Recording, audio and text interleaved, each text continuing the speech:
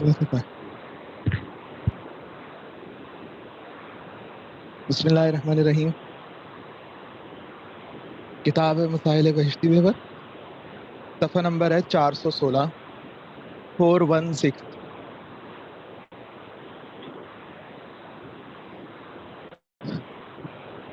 بات چل رہی تھی کہ جن وجوہات کی وجہ سے ہم روزہ چھوڑ سکتے ہیں، روزہ نہ رکھنے کی گنجائش ہے. مسئلہ: مسافرت میں روزہ نہ رکھنے کا ارادہ تھا لیکن دوپہر سے 1 گھنٹہ پہلے ہی گھر پہنچ گیا، یا ایسے وقت میں 15 دن رہنے کی نیت سے کہیں رہ پڑا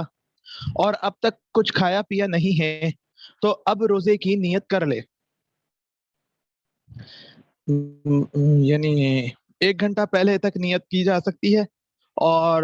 کھایا پیا نہیں ہے صبح سے، تو اقامت کی نیت کر لی، ٹھہرنے کی نیت کر لی، تب روزے کی نیت کر لیں، روزہ مت چھوڑیں. یا گھر پہنچ گئے اپنے تو تب روزہ مت چھوڑیں. مسئلہ: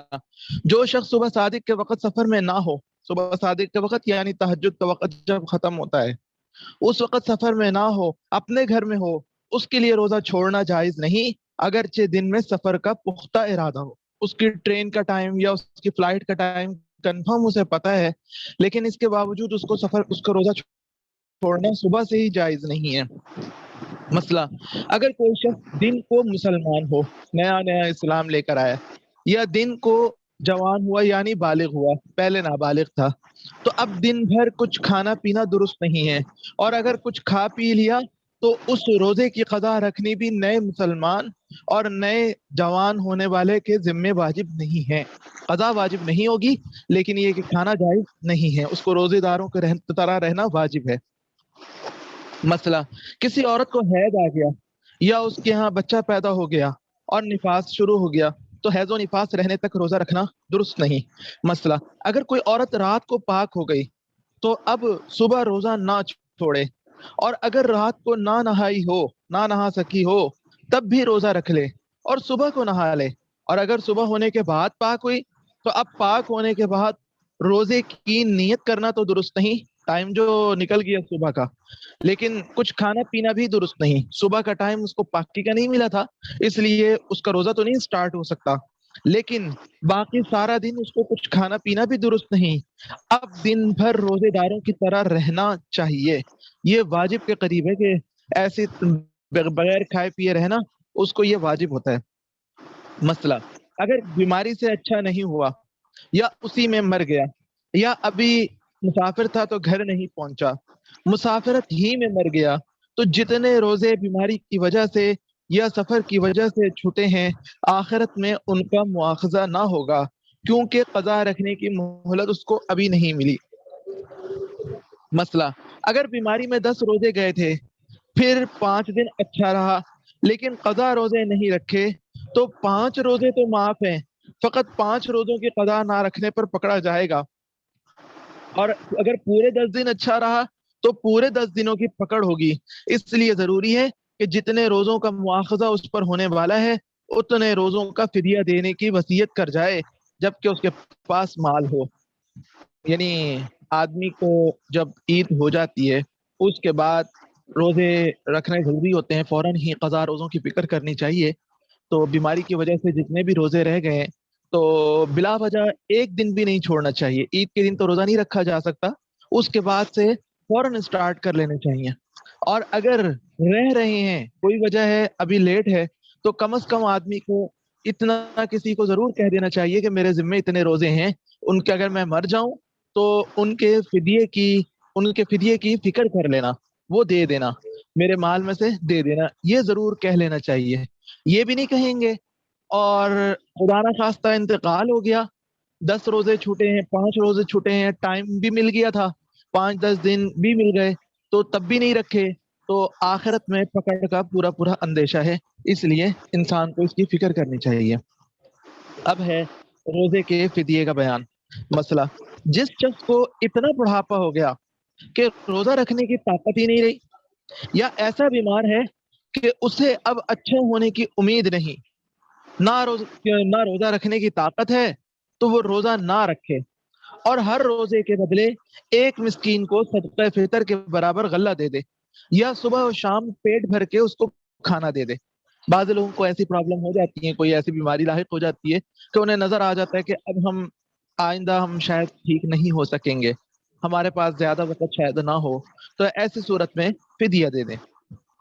شرع میں اس کو فدیہ کہتے ہیں، اور یہ فدیہ دینا واجب ہے، اور غلے کے بدلے میں اسی قدر غلے کی قیمت دے دے تب بھی درست ہوتا ہے۔ یعنی صبح شام کے کھانے کے برابر یا صدقہ فطر کے برابر جو غلہ دینا ہے، صدقہ فطر کے برابر غلہ یہ آ جائے گا کہ 2.25 کلو گندم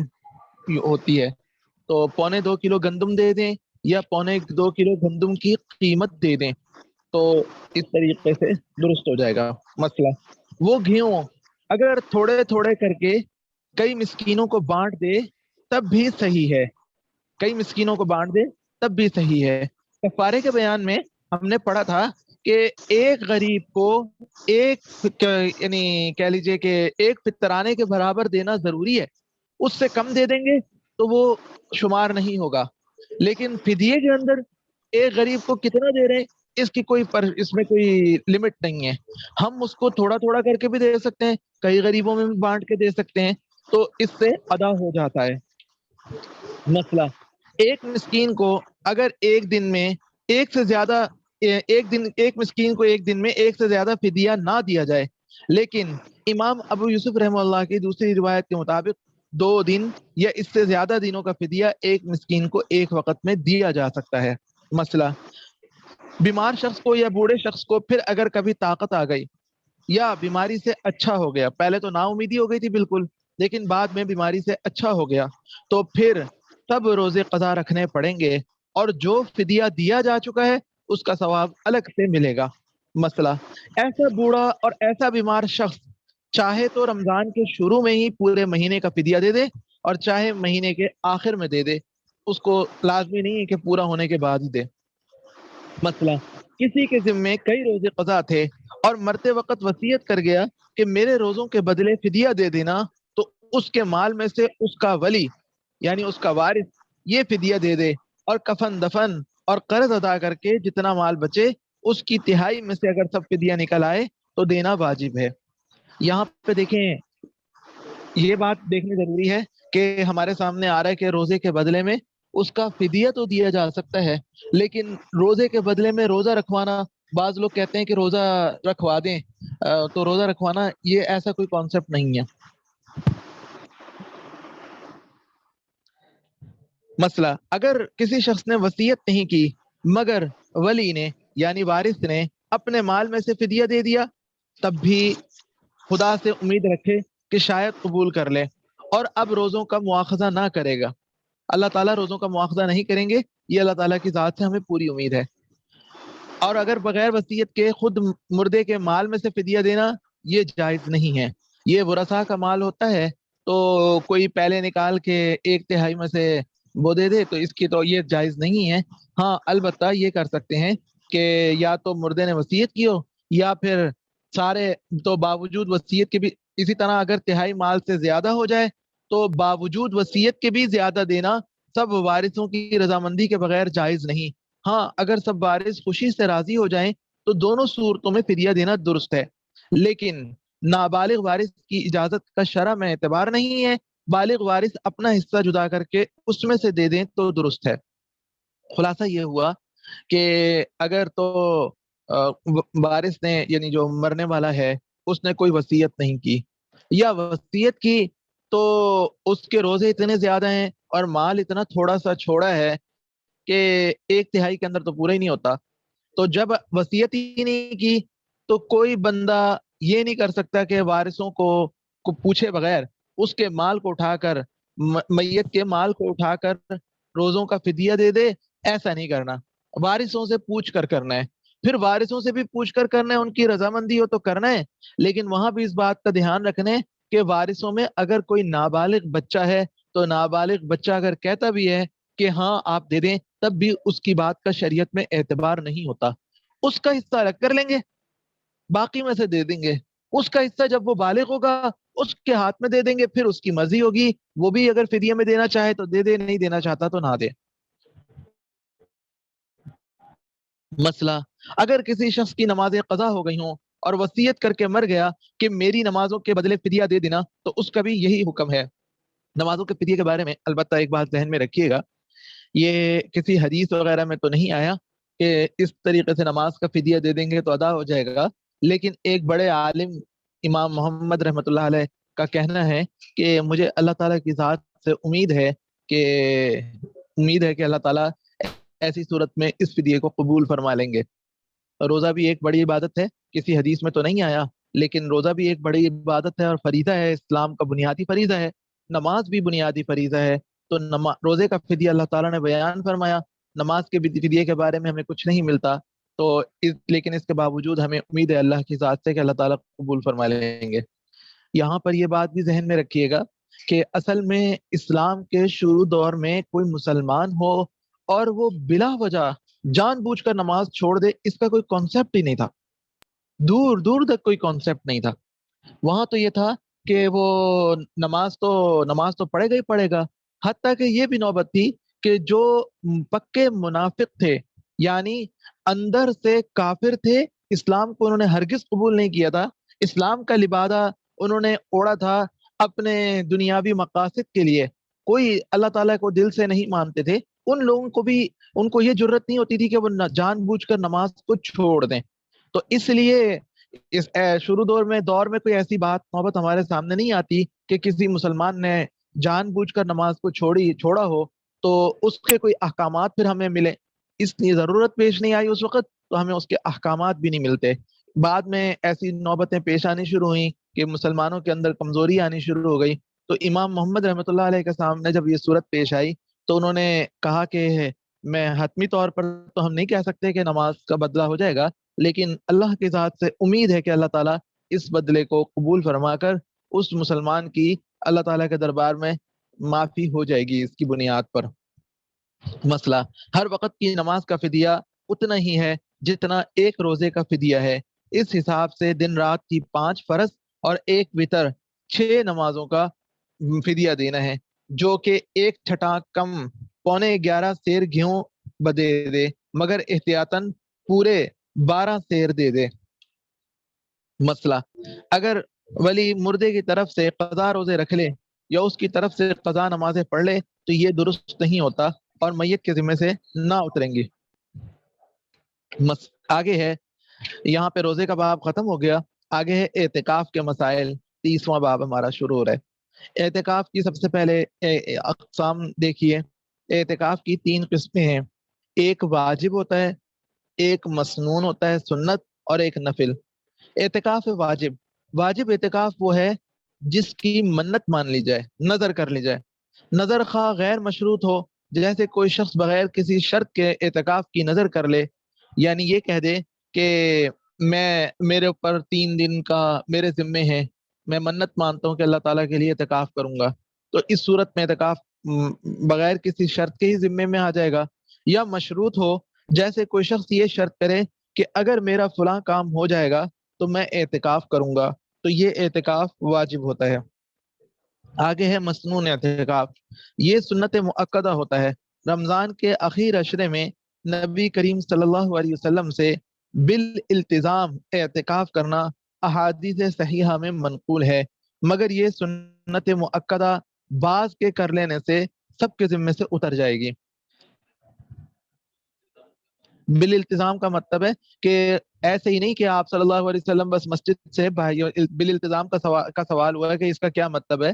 اس کا مطلب یعنی یہ ہے کہ یہ نہیں کہ آپ صلی اللہ علیہ وسلم کو باہر تشریف لے جانے کی نوبت نہیں آئی، مسجد ہی میں قیام فرمائے رکھا، تو ایسا نہیں ہے، بلکہ آپ صلی اللہ علیہ وسلم نے قصد و ارادے کے ساتھ مسجد میں ٹھہرنے کا التزام کیا کہ میں نے مسجد کے اندر ہی رہنا ہے، باہر نہیں جانا، یہ اعتکاف ہے۔ آگے ہے نفل یا مستحب۔ مستحب یہ ہے کہ ماہ رمضان کے اخیر عشرے کے سوا اور کسی زمانے میں، خواہ رمضان کا پہلا دوسرا عشرہ ہو یا کوئی اور مہینہ ہو، اعتکاف کیا جائے۔ اعتکاف مستحب ہے، یہ نفل ہے، یہ ثواب کی چیز ہے۔ مطلق اعتکاف کی شرائط، اب چاہے وہ کوئی سا بھی اعتکاف ہو، واجب ہو، مسنون ہو یا نفل ہو، اس کی کچھ شرائط کا تذکرہ۔ نمبر 1، اعتکاف کا واجب ہو یا سنت ہو یا نفل ہو، اس میں اعتکاف کی نیت شرط ہے۔ اعتکاف کے قصد و ارادے کے بغیر مسجد میں ٹھہر جانے کو اعتکاف نہیں کہتے۔ کوئی شخص اگر 3 دن تک مسجد سے باہر نہیں نکلا تو اس کو ارادہ اور نیت نہیں تھا، تو ہم یہ نہیں کہیں گے کہ یہ اعتکاف ہو گیا اس کا۔ لہذا اگر نیت کے بغیر اعتکاف کرے گا تو بالاتفاق جائز نہیں، چونکہ نیت کے صحیح ہونے کے لیے نیت کرنے والے کا مسلمان ہونا اور عاقل ہونا شرط ہے، اس لیے عقل اور اسلام کا شرط ہونا بھی نیت کے ضمن میں آ گیا ہے۔ نمبر 2، جنابت سے اور حیض و نفاس سے پاک ہونا، یہ بھی شرط ہے۔ نمبر 3، مسجد میں ٹھہرنا، خواہ اس مسجد میں 5 وقتہ نمازیں جماعت سے ہوتی ہوں یا نہیں ہوتی ہوں، البتہ افضل اس مسجد میں ہے جس میں جماعت ہوتی ہو۔ مسئلہ، سب سے افضل اعتکاف مکہ مکرمہ کی مسجد حرام میں ہے، اور اس کے بعد مسجد نبوی میں ہے، پھر مسجد اقصی میں ہے،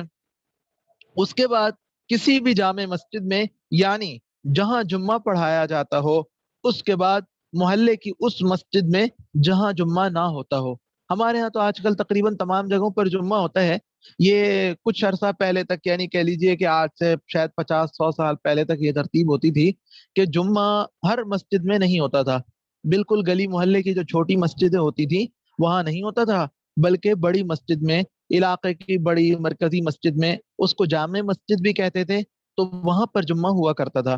تو افضل یہ ہوتا ہے کہ اگر اس کوئی ایسا جگہ ہو جہاں پر اب بھی ایسی ترتیب ہو، تو جہاں پر جمعہ ہوتا ہے وہاں پر اعتکاف کیا جائے۔ نمبر 4، روزہ بھی شرط ہے اعتکاف کے لیے۔ مسئلہ، اعتکاف واجب کے لیے روزہ شرط ہے۔ جب کوئی شخص اعتکاف کرے تو اس کو روزہ رکھنا بھی ضروری ہوگا، بلکہ اگر یہ بھی نیت کرے کہ میں روزہ نہیں رکھوں گا تب بھی اس کو روزہ رکھنا لازم ہوگا۔ اعتکاف واجب ہے تو اعتکاف کی شرط بھی کر لے کہ میں روزہ نہیں رکھوں گا تب بھی روزہ رکھنا ضروری ہوگا۔ اسی وجہ سے اگر کوئی شخص رات کے اعتکاف کی نیت کرے تو وہ لغو بات سمجھی جائے گی، کیونکہ رات روزے کا وقت نہیں ہے، اور روزہ ہونا اعتکاف واجب میں یہ لازمی ہوتا ہے، اس لیے یہ لغو نیت ہو جائے گی، اعتکاف نہیں بنے گا۔ ہاں، اگر کوئی شخص رات دن دونوں کی نیت کرے یا صرف کئی دنوں کی کر لے تو پھر رات ضمناً داخل ہو جائے گی، اور رات کو بھی اعتکاف کرنا ضروری ہوگا۔ اور روزے کا خاص اعتکاف کے لیے رکھنا ضروری نہیں، بلکہ کسی بھی غرض سے روزہ رکھا جائے اعتکاف کے لیے کافی ہے۔ مثلا کوئی شخص کوئی شخص رمضان میں اعتکاف کی منت مان لے تو رمضان کا روزہ ہونا اس اعتکاف کے لیے بھی کافی ہے۔ منت رمضان ہی میں مان لی تو رمضان میں رکھ لیا تب بھی کافی ہے۔ ہاں، اس روزے کا واجب ہونا ضروری ہے۔ جب منت مانی ہے تو منت کا اعتکاف واجب ہے، تو اس کا روزہ بھی پھر واجب ہونا ضروری ہے، نفل روزہ اس کے لیے کافی نہیں۔ مثلا کوئی شخص نفل روزہ رکھے اور اس کے بعد اسی دن اعتکاف کی منت مان لے تو یہ صحیح نہیں ہوگا۔ اگر کوئی شخص پورے رمضان کے اعتکاف کی نظر کر لے، منت مان لے، اور اتفاق سے رمضان میں نہ رکھ سکے، رمضان میں اس کو کوئی نہ کوئی عذر آتا رہا، اعتکاف نہیں کر سکا، تو کسی اور مہینے میں اس کے بدلے کر لینے سے اس کی نظر منت پوری ہو جائے گی، مگر اسے مسلسل روزے رکھنا اور ان دنوں میں اعتکاف کرنا ضروری ہوگا۔ اعتکاف مسنون میں اگرچہ عام حالت میں تو روزہ ہوتا ہی ہے، لیکن پھر بھی اس اعتکاف کے صحیح ہونے کے لیے روزہ شرط ہے۔ یعنی کوئی بیمار آدمی ہے، بوڑھا آدمی ہے، یا یہ کہہ لیجئے کہ ڈاکٹر نے روزے کی اجازت تو نہیں دی ہوئی، اس کو کوئی واقعتاً مجبوری ہے، لیکن وہ کہتا ہے کہ چلو روزے کی اجازت نہیں ہے تو میں کم از کم مسجد میں اعتکاف ہی کر لیتا ہوں 10 دنوں کا، آخری عشرے کا، تو وہ اعتکاف نہیں ہوگا، اس کا سنت اعتکاف نہیں ہوگا۔ روزے کی چھوٹ تو ہے لیکن اعتکاف نہیں ہوگا۔ جو منت والا اعتکاف ہوتا ہے وہ واجب اعتکاف ہوتا ہے۔ نفلی اعتکاف میں معتمد قول یہ ہے کہ اس کے لیے روزہ شرط نہیں ہے۔ نفلی اعتکاف کے لیے روزہ شرط نہیں ہے، ایک معتمد قول یعنی قابل اعتماد قول یہ ہے۔ اب ہے مقدار اعتکاف۔ مسئلہ، اعتکاف واجب کم سے کم 1 دن ہو سکتا ہے، اور زیادہ جتنی نیت کرے گا اتنے دن کرنا پڑے گا، اور اعتکاف مسنون 1 عشرے کا ہوتا ہے، اس لیے کہ اعتکاف مسنون رمضان کے اخیر عشرے میں ہوتا ہے، اور اعتکاف مستحب کے لیے کوئی مقدار مقرر نہیں ہے، بلکہ 1 منٹ، بلکہ اس سے کم بھی ہو سکتا ہے۔ مسئلہ، اعتکاف میں بلوغت شرط نہیں ہے، لہذا سمجھدار بچہ بھی اعتکاف کرے تو شرعن درست ہے۔ معتکف مسجد سے کن ضرورتوں کے لیے نکل سکتا ہے؟ تنبیہ: جس ضرورت کے لیے نکلنا جائز ہے اس کے لیے جب نکلے تو اس سے فارغ ہونے کے بعد وہاں نہ ٹھہرے، اور جہاں تک ممکن ہو ایسی جگہ اپنی ضرورت دور کرے، رفع کرے جو اس مسجد سے قریب ترین ہو۔ مثلا اگر مسجد کے ساتھ کوئی بیت الخلاء بنا ہوا ہے اور وہاں قضاء حاجت کرنا ممکن ہے تو اسی میں قضاء حاجت کرنا چاہیے، کہیں اور جانا اس کو درست نہیں ہے۔ دور والی طرف جانا یا یہ سوچ لینا کہ میرا گھر ساتھ ہی ہے تو میں ساتھ والے گھر میں میرا باتھ روم باہر بنا ہوا ہے تو میں وہاں چلا جاتا ہوں، تو وہ درست نہیں ہوگا۔ تنبیہ نمبر 2: چونکہ اعتکاف کے لیے ضروری ہے کہ معتکف مسجد میں ٹھہرے اور بلا ضرورت باہر نہ نکلے، تو ضروری ہے کہ مسجد کا اسے مطلب معلوم ہو کہ مسجد کسے کہتے ہیں۔ عام بول چال میں تو مسجد کے پورے احاطے کو مسجد ہی کہتے ہیں، یعنی جہاں پہ جوتیاں رکھنے کی جگہ ہے، جوتیوں والی جگہ ہے، باتھ روم ہے، وضو خانہ ہے، امام صاحب کا گھر ہے، مؤذن صاحب کا کمرہ ہے، تو یہ ساری جگہوں کو ہم مسجد ہی بول دیتے ہیں عام بول چال میں۔ لیکن شرعی اعتبار سے مسجد یعنی سجدے اور عبادت کی جگہ صرف وہ حصہ ہوتا ہے جو نماز پڑھنے کے لیے مقرر کیا گیا ہو، جو نماز پڑھنے کے لیے مقرر کیا گیا ہو۔ باقی وضو خانہ، غسل خانے، استنجا کی جگہ، امام صاحب کا کمرہ، سامان رکھنے کا کمرہ وغیرہ یہ مسجد کی ضروریات اور ملحقات ہیں، خود مسجد نہیں کہلاتے شرعی طور پر۔ بعض مساجد میں اصل مسجد کے ساتھ بالکل ساتھ بچوں کو پڑھانے کے لیے جگہ بنائی جاتی ہے، اس جگہ کو بھی جب تک بانی مسجد نے یعنی مسجد بنانے والے نے اسے مسجد قرار نہ دیا ہو وہ شرعی مسجد میں داخل نہیں ہوگا بلکہ اس کے ملحقات میں شمار ہوگا۔ اب وہ کون سی جگہ ہے کہ جہاں پہ سجدہ کیا جاتا ہے اور عبادت کی جاتی ہے، وہ جگہ ہم کہاں پہ ہو؟ یہ ہوتا ہے، اس کا دار و مدار ہوتا ہے مسجد بنانے والے کی نیت کے اوپر۔ وہ جس جس جگہ کی نیت کرتا جائے گا وہ جگہ بیچ میں آتی جائے گی، اس کے تقاضے، اس کے احترام، جو آتش شور نہیں کرنا چاہیے، باتیں نہیں کرنی چاہیے کہ مسجد میں باتیں کرنا نیکیوں کو ایسے کھا جاتا ہے جیسے خشک ٹہنیوں کو آگ کھا جاتی ہے، یہ ساری جو وعیدیں آتی ہیں یہ ساری وہ سجدے والی جگہ کی اور عبادت کی جگہ کی آتی ہیں۔ تو وہ جگہ کہاں سے کہاں تک ہے؟ وہ ہے مسجد بنانے والے کی نیت کے اوپر ہے، وہ جس جس جگہ کی نیت کرتا جائے گا وہ ساری جگہ بیچ میں آ جائے گی۔ تو بالکل ساتھ اگر کوئی بچوں کو پڑھانے کے لیے کمرہ بنا ہوا ہے تو وہ کمرہ کیا اس میں داخل ہے؟ وہاں بھی یہ ساری وعیدیں آئیں گی یا نہیں آئیں گی؟ اس کا دار و مدار مسجد بنانے والے کی نیت کے اوپر ہوگا۔ اگر وہ نیت کر لے گا تو وہ کمرہ بھی بیچ میں آ جائے گا اور وہاں بھی یہ ساری صورتیں آئیں گی وہاں بھی، اور اگر وہ نیت نہیں کرتا اس کی تو پھر وہاں پر یعنی وہ وعید بھی نہیں آئے گی اور وہاں پر یعنی اعتکاف کرنے والا اس جگہ پہ نہیں جا سکے گا۔ نہیں، معتکف کے لیے ضروری ہے کہ وہ نماز کے لیے مقرر کیے ہوئے حصے سے بلا شرعی عذر کے باہر نہ نکلے۔ نماز کے لیے مقرر کیا ہوا حصہ یعنی سجدے اور عبادت کی جگہ جس کو کہتے ہیں، جس کی ساری تفصیل ابھی ہمارے سامنے آ گئی، اس حصے سے بلا شرعی عذر کے باہر نہ نکلے اور ملحقات میں بھی نہ جائے۔ ملحقات کا مطلب امام صاحب کے کمرے میں یا استنجا خانے میں، وضو خانے وغیرہ میں بلا کسی شرعی عذر کے نہ جائے کہ اس سے اس کا اعتکاف ٹوٹ جاتا ہے۔ بلا وجہ اگر غلطی سے ایک دفعہ بھی چلا گیا تو اس کا مسنون اعتکاف ٹوٹ جاتا ہے۔ اب ہے بلا عذر، کہا کہ نہیں جا سکتا، عذر کی وجہ سے جا سکتا ہے۔ تو کیا عذر ہیں جن کی وجہ سے باہر نکل کے جا سکتا ہے؟ وہ ضرورتیں جن کے لیے مسجد سے نکلنا اعتکاف معتکف کے لیے جائز ہے، یعنی اعتکاف کرنے کے لیے جائز ہے، ان کی ہم دو قسمیں کر سکتے ہیں۔ نمبر ایک، طبعی ضرورتیں، انسان کے طبیعت کے تقاضے، مثلا جیسے پیشاب پخانہ اور ان دونوں کے متعلقات، یعنی استنجا، وضو، اور اگر احتلام ہو جائے تو غسل کرنا، بغیر احتلام کا مسئلہ نہیں ہے۔ یہ انسان کے طبعی ضرورتیں ہیں۔ دوسری ہیں شرعی ضرورتیں، جیسے اذان دینے کے لیے نکلنا اگر کوئی اذان دینے والا نہیں ہے، یا ابھی ہم نے پڑھا تھا کہ جیسے پرانے دور میں ہوتا تھا کہ اپنی مسجدوں میں تو گلی محلے کی مسجدوں میں جمعہ نہیں ہوتا تھا، جامع مسجد میں جمعہ ہوتا ہے۔ تو اگر کوئی شخص اپنی گلی محلے کی مسجد میں، اس دور کا بندہ بیٹھ جائے گا اپنے اعتکاف، اپنی مسجد میں اعتکاف کے لیے بیٹھ جائے گا تو جمعے کے لیے پھر اس کو جامع مسجد میں جانا پڑے گا، تو جمعے کے لیے نکلنا یہ بھی اس دور میں جائز ہوتا تھا۔ قضاء حاجت، مسئلہ پیشاب کے لیے مسجد کے قریب ترین جس جگہ پیشاب کرنا ممکن ہو وہاں جانا چاہیے۔ مسئلہ پاخانے جانے میں یہ تفصیل ہے کہ اگر مسجد کے ساتھ کوئی بیت الخلاء بنا ہوا ہے اور وہاں قضاء حاجت کرنا ممکن ہے تو اسی میں قضاء حاجت کرنا چاہیے، کہیں اور جانا درست نہیں۔ لیکن اگر کسی شخص کے لیے اپنے گھر کے سوا کسی اور جگہ قضاء حاجت طبعا ممکن نہ ہو یا سخت دشوار ہو تو پھر وہ اپنے گھر جا سکتا ہے، وہ خواہ وہ کتنا ہی دور ہو۔ یہ کسی کسی کے ساتھ ایسی پرابلم ہوتی ہے تو شرعی طور پر تو گنجائش ہے، لیکن یہ ذرا نازک مرحلے ہوتے ہیں تو اپنی طبیعت کو اور اس کو دیکھ کر یعنی جلد بازی میں فیصلہ نہیں کرنا چاہیے، باقی اجازت ضرور ہے۔ پھر اگر کسی کو مثلا مسجد کے بیت الخلاء ایسے ہیں یا پھر کہہ لیں کہ وہاں پر صفائی ستھرائی یہ کوئی ایسا مسئلہ ہے کہ جس کی بنیاد پر انسان کی طبیعت پہ بہت گراں گزرتا ہے، اس کو قضاء حاجت کے لیے وہ نہیں جا سکتا،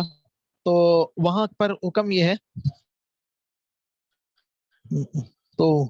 وہاں پر پھر یہ کر سکتا ہے کہ اپنے گھر کے مقابلے میں اگر کسی دوست یا عزیز کا گھر مسجد کے قریب تر ہو تو قضاء حاجت کے لیے اس کے گھر جانا ضروری نہیں تو البتہ جاتا ہے اور وہاں پر اجازت مل جاتی ہے تو جا سکتا ہے۔ مسئلہ اگر کسی شخص کے دو گھر ہوں تو وہ قریب والے گھر میں قضاء حاجت کے لیے جائے۔ کسی شخص کے دو گھر ہیں، ایک مسجد کے قریب ایک مسجد سے دور ہے تو قریب والے میں جائے۔ مسئلہ اگر بیت الخلاء مشغول ہو تو خالی ہونے کے انتظار میں باہر ٹھہرنا جائز ہے۔ وہ نکل کے گیا تو وہاں پر دو بندے پہلے کھڑے میں تو انتظار کر سکتا ہے۔ مسئلہ جو شخص قضاء حاجت کے لیے اپنے گھر گیا ہو وہ قضاء حاجت کے بعد وضو وہیں پر کر سکتا ہے۔ اگر اس کو اپنے گھر جانا پڑا کسی کو تو وہ اپنے گھر گیا ہے تو وہاں پر وضو بھی کر سکتا ہے۔ مسئلہ قضاء حاجت میں استنجا بھی داخل ہے، لہذا جن لوگوں کو قطرے کا مرض ہو وہ صرف استنجا کرنے کے لیے مسجد سے باہر جا سکتے ہیں۔ غسل کا مسئلہ صرف احتلام ہو جانے کی صورت میں غسل جنابت کے لیے معتکف مسجد سے باہر جا سکتا ہے۔ اس میں بھی یہ تفصیل ہے کہ اگر مسجد کے اندر رہتے ہوئے کسی ٹب میں بیٹھ کر، بڑا سا ٹب اگر ہو اس میں بیٹھ کر اس طرح سے غسل کرنا ممکن ہو کہ پانی مسجد میں نہ گرے تو مسجد سے باہر نکلنا اس کے لیے بھی جائز نہیں ہوتا، لیکن یہ اگر ممکن نہ ہو یا سخت دشوار ہو تو پھر باہر نکل کے جا سکتا ہے۔ غسل جنابت کے علاوہ کسی اور غسل کے لیے مسجد سے نکلنا جائز نہیں، خواہ وہ جمعے کا غسل ہو یا گرمی سے ٹھنڈک کا غسل ہو۔ اگر ہو سکے تو اس کے لیے مسجد کے اندر ہی بڑا ٹب رکھ کر اس طرح نہائے کہ پانی مسجد کے فرش پر نہ گرے۔ اب بعض جگہوں پر تو لوگوں نے مخصوص قسم کے یعنی کہہ لیں کہ ایسے باتھ روم بھی بنا لیے ہیں جو موبائل باتھ روم سے بنا لیے ہیں کہ مسجد میں لا کے رکھتے ہیں اور پانی بھی مسجد میں نہیں گرتا، پردہ بھی ہو جاتا ہے۔ وہ باتھ روم تو نہیں کہیں گے، اس کو غسل خانہ ہی کہیں گے، یعنی نہانے کی جگہ کہیں گے کہ وہاں پر رکھ کے پھر وہ پانی بھی نہیں گرنے دیتے تو وہ لے جاتے ہیں۔ کوئی جدید قسم کا بھی بنا لیں بے شک، لیکن پانی مسجد میں نہیں گرتا تو اس کی گنجائش ضرور ہے۔ وضو کرنا اگر مسجد میں وضو کرنے کے لیے ایسی جگہ موجود ہے کہ معتکف خود مسجد کے اندر رہے لیکن وضو کا پانی مسجد سے باہر گرے تو وضو کے لیے مسجد سے باہر جانا جائز نہیں، وہیں کھڑے کھڑے اندر سے ہی کھڑے کھڑے یا بیٹھے بیٹھے باہر کو ہو کے باہر کی طرف ہاتھ نکال کے وضو کر لے۔ لیکن اگر کسی مسجد میں ایسی کوئی جگہ اور انتظام نہ ہو تو مسجد سے باہر نکل سکتا ہے، خواہ وضو فرض نماز کے لیے کرنا ہو یا نفل نماز کے لیے، البتہ پہلے سے وضو ہوتے ہوئے دوبارہ وضو کرنے کے لیے نکلنا جائز نہیں ہوتا، ہوا خارج کرنے کے لیے نکلنا۔ معتکف کے لیے اس کی خاطر مسجد سے نکلنا جائز نہیں ہے۔ اگر ویسے اگر کسی کو طبیعت میں بوجھ ہو جائے تو خود بخود ہو جائے مسجد میں خارج تو اس معتکف کے لیے گنجائش ہے، لیکن اس کو اعتکاف سے باہر نکلنا جائز نہیں۔ کھانے کی ضرورت کا مسئلہ اگر کسی شخص کو کوئی ایسا آدمی میسر ہے جو اس کے لیے مسجد میں کھانا لا سکے تو وہ لا کر دے دے، لیکن اگر کوئی دوسرا لا کر دینے والا نہ ہو، نہیں بندوبست ہو پا رہا تو معتکف کھانا لانے کے لیے مسجد سے باہر جا سکتا ہے، اپنے گھر جا کے کھانا لا سکتا ہے، لیکن کھانا لانے کے لیے کھانا مسجد ہی میں لا کر کھائے، گھر میں جا کے کھا کے نہیں آئے گا۔ نیز یہ شخص ایسے وقت مسجد سے نکلے جب اسے کھانا تیار مل جائے، لیکن اگر کبھی کچھ دیر کھانے کے انتظار میں ٹھہرنا پڑے تو جائز ہے، گنجائش ہے اس کی کہ وہ ایسے ٹھہر بھی سکتا ہے۔ اگلے سبق کا ٹائم ہو گیا۔